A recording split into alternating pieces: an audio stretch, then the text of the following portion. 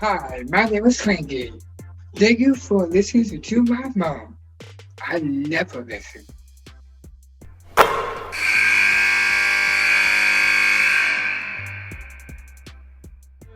Welcome to the podcast. Kristen Gillespie, the head coach of Illinois State, one of my longtime friends, and full transparency, NC State connection. What's up, Coach? Not too much. How you doing? I'm doing great. I've had a chance to spend some time with you a couple weekends ago and got to watch your team in person. You're sitting right now tied for first on top of the Missouri Valley. It's been a great run. How do you feel things have gone so far? I'm really pleased with where we're at. Of course, there's always going to be that game or two that you look back and say, man, if we could have scored the ball a little bit more. But I love the resiliency and the grit of our team. We're a veteran group that, they don't get rattled easily. And that's what has helped us have some success. I mean, we've been in some really tight games and we've been really fortunate to pull them out. But I love the mindset of our team right now. Having watched you play at home against Southern Illinois and Kelly Bond White's team and how good they are, yet they're not at the top part of the standings, it just speaks to what I've always said about the Valley, how challenging it is to win, to be sitting on top of the standings right now with a team that you have and beating Southern Illinois on a buzzer beater with Mary Crompton. I mean, this has got to be a really exciting finish that you're heading towards, I'm guessing. Yes. We love where we're at right now. And, like you said, the Valley, it is unbelievable. Just great coaches, great players. And it's been really interesting this year with the three new teams added and just the element of the transfer portal. There's some really high level players that have transferred in and, there's never a gimme game. And, every night you have to bring your A game. And that's something I've been really impressed with our team. We're kind of in a new territory where we've been on the top of the standings for, most of the conference play and getting everyone's best shot game in and game out. I think we've handled that pretty well, but we have 2 weeks left. It's a 4-game season and our players know that. And if we can take care of business, we have a chance to do something that hasn't been done at Illinois State in a really long time. Who you play, when you play, and where you play are always factors in conference. And last week I had Tanya Warren, the head coach at UNI, on. She said Paige Robinson might be the player of the year in the league. You might have one coach's vote there. There's some things that can change, obviously, in the next 2 weeks before we get to the postseason.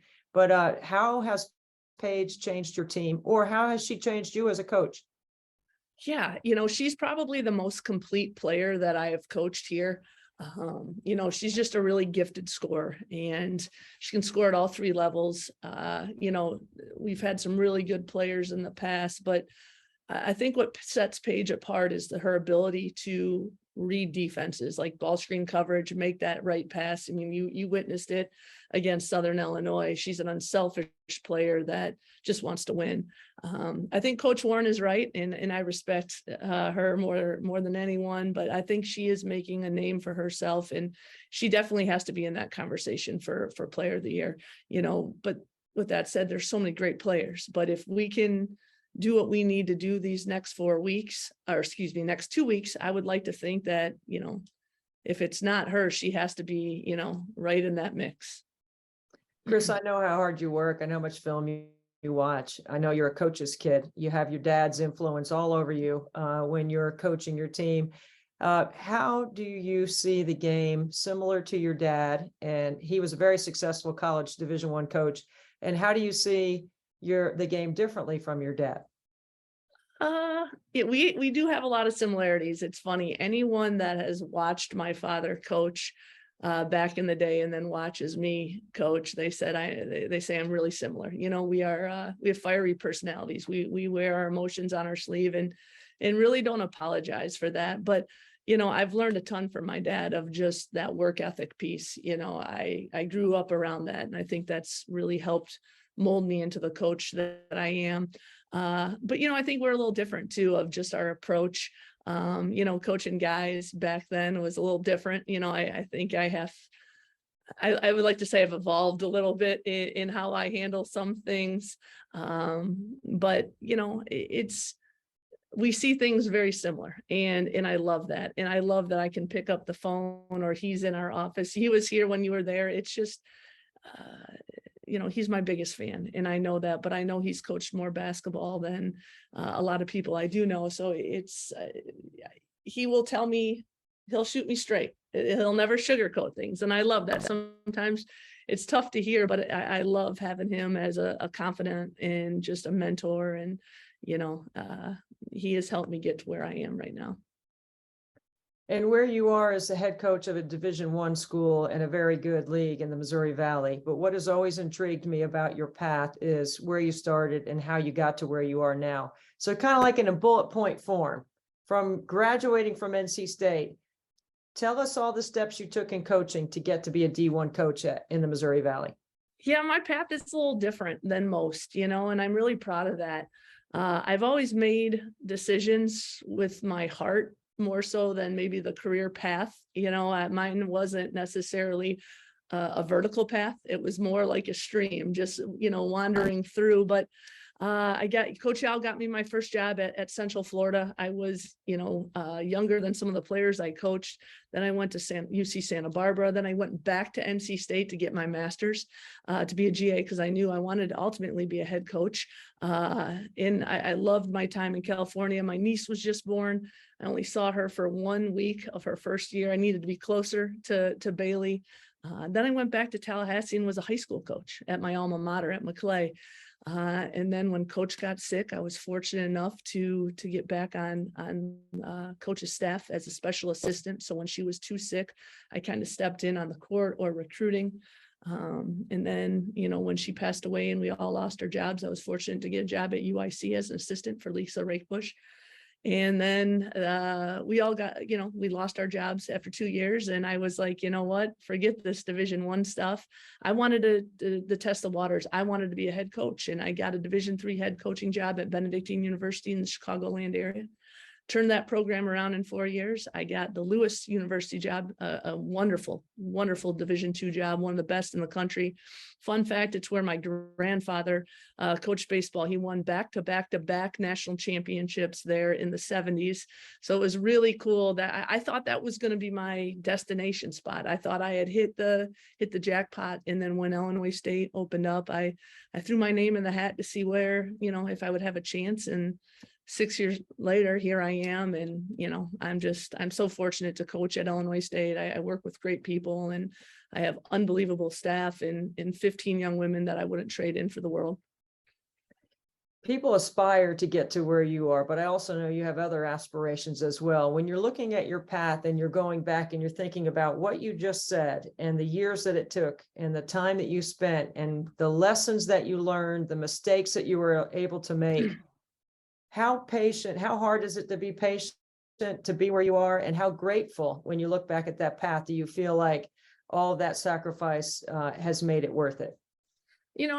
I'm a big believer that God has a plan, and his will be done. And I'll never forget when I was waiting for the call from Illinois State, I just kept saying, thy will be done. Like if it's in the cards for me to get this job, it's in the cards. I know that I have the greatest job in the world right now. And my grandfather always told me that, the job you have is the greatest job, and you'd be so thankful that, and you do the best job you can there. And that's how I kind of was raised. And, my grandfather could have coached for the Cubs. He never made more than $50,000 in his life. And I don't know, that's just the cloth that I was cut from. And for me, it was never do or die. I had to be a Division I head coach. That wasn't going to, make or break me. Some of my favorite moments coaching was at the Division III level. The type of student athletes you get to coach, they do it just because they love the game. And that really shaped the person that I am as a coach, of just, I value the little things now so much more, and those 4 years at Benedictine has shaped me more than any time here or at NC State. But yeah, I feel like I'm the luckiest coach in America, because I get to coach the game of basketball, which I love. I get to impact these young women, and, I'm at a great university. So what more could you ask for? You mentioned the respect you have for Coach Warren over at UNI, and I know you played in the game over there this week, which was their pink game, and it was to create awareness and raise money for cancer. And I believe you were a part of a pledge that she had made for 3-point baskets.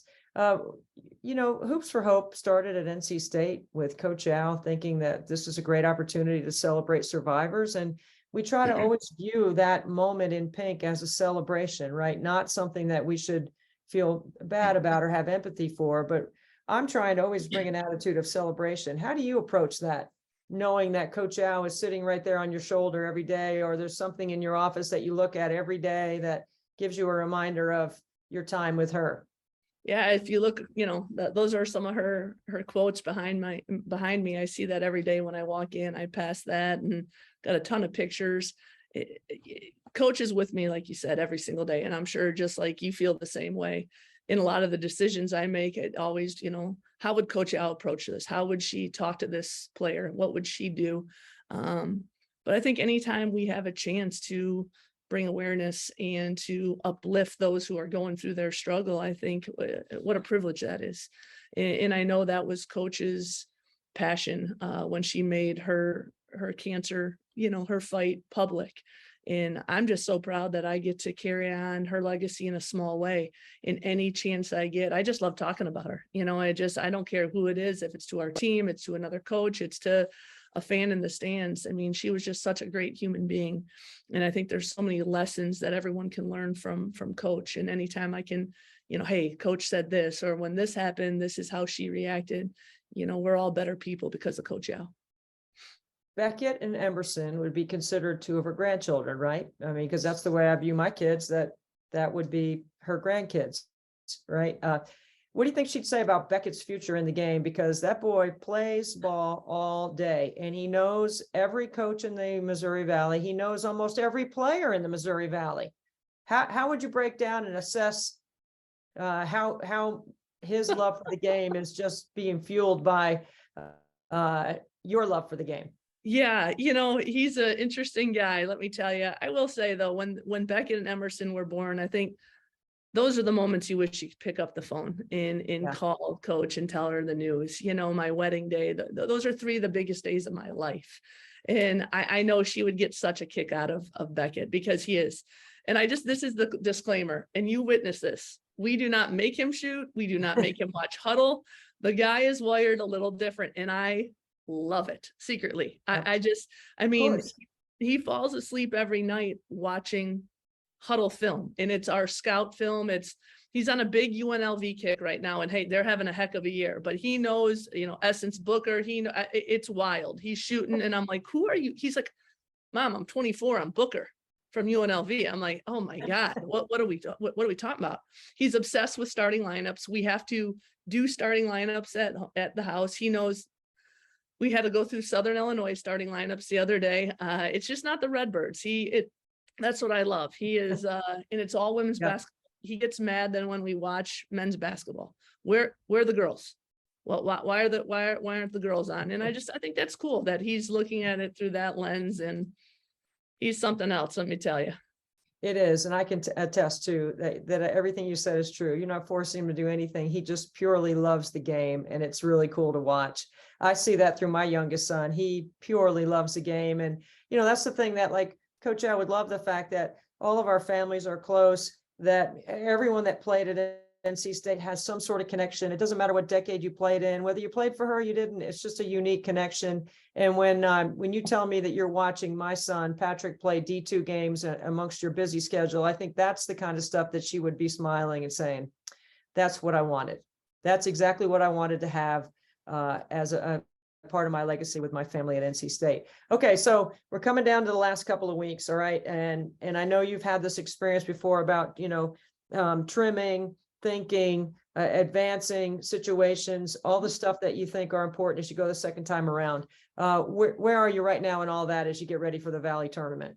I think we're in a really good spot. I think our staff's done an unbelievable job of, keeping things pretty concise and simple. We've really cut down our time on the floor. I think our players understand. And as a coach, that's, wow, if you have a team that knows what you're expecting and knows each situation, what we're looking for, I think you got a total advantage, but I think that goes back to we're a veteran group. You know, you got players like Mary Crompton that has been in our program 5 years. She is an extension of me on the floor. I like, I don't want to jinx it. I think we're in a really good spot. We're always just trying to find that. You always want to have one trick up your sleeve, you know, Right. On both ends. And I think we're getting there, but you know, we know this is a big 2 weeks, and I like where we're at. We just got to figure out, you know, how to stay in the moment, not get ahead of ourselves, and just do what we've been doing the last 4 or 5 months. You always have to have a little trick up your sleeve as you go around the second time in the Valley, because these coaches are prepared to adjust in game and make adjustments themselves. So, Chris, thank you so much for being a part of the podcast. As we glance over your shoulder and see all those Yowisms on the back wall, I know one of the ones that's written down there is that Debbie Antonelli is the best non-stat starter in NC State history, without a doubt. She told me that. I wasn't going to bring it up. Game over. All right, Done. for those listening, what Debbie doesn't know, Coach, you know, and those, she told me, she told me, she just, you know, she Told me she too. told me. So Well, you know what? I think I saw, yeah, we won't get into the schematics of things, but I think, you know, I'm just telling you, Coach just never wanted to hurt your feelings.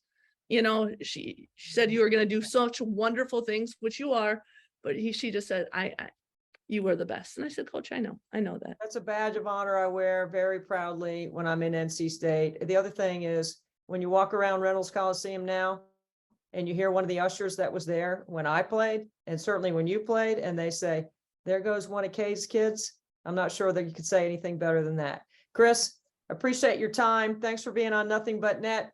You are second. No, whatever. You know what? If that's what you have to say, I know it. I'll let you borrow the Final Four ring anytime. You can just try it on.